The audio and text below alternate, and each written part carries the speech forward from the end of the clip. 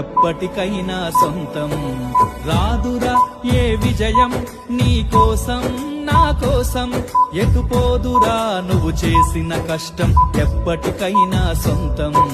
కాలంతో పయనించే వాడికి కానిది ఏముంది, సాధనతోనే సాధ్యమవ్వునని సదాశయంతో సాగర ముందుకు. రాదురా ఏ విజయం నీ కోసం నా కోసం, ఎటుపోదురా నువ్వు